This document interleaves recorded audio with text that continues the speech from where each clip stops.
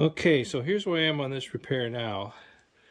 When I did the other repairs, I said the shaft that came out here, I had to drill out the hole in the shaft and I never got it straight. So this lever didn't line up properly with the inside where the drive disc was.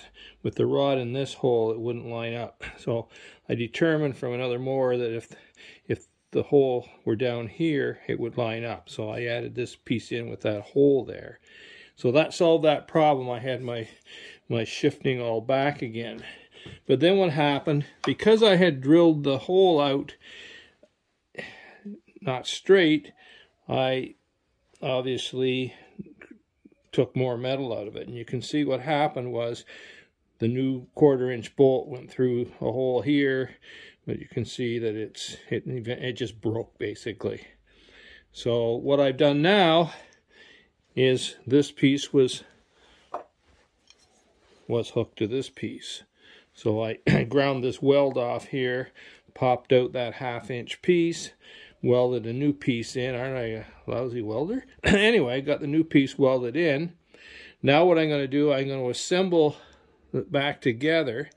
And I've determined from the other mower, I have a measuring piece here that'll tell me, I put that inside against the frame. There it is, in the frame.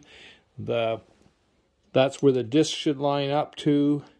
That's where the disc wheel, the flat-faced wheel is that moves the rubber disc.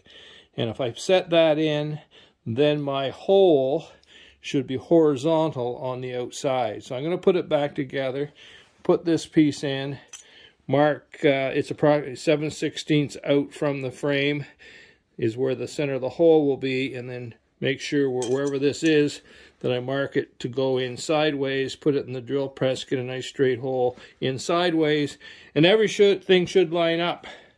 Of course, I'm still back to having that bushing, which is sitting here somewhere. The bushing will still go over top of this to make up for the fact that the piece at this end was open too wide. I had to grind it out like it was between 1/2 and whatever my bushing is, so it was too loose.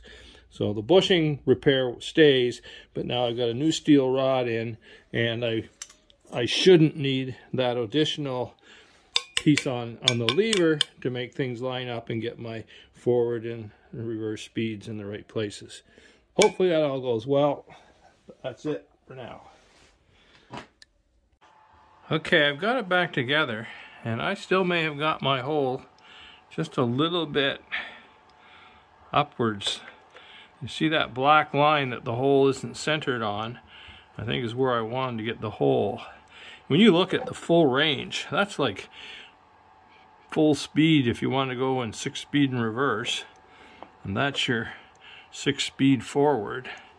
There's not a lot of distance in that, so obviously I should have been a bit more careful. But we'll put it back together, put the lever on, and then see if we can get our speeds fairly reasonable by adjusting this top of this rod that goes in the lever to the speed rod itself that's up there. One of the things in putting those bolts back in there, you got to make sure you remember when you're doing them that you've got, where is that thing in the pin in the wheel here, slider, because if you don't, you got to take the bolts back out to get it in. So I'll put it back, get it all ready back together, and see how shifting works.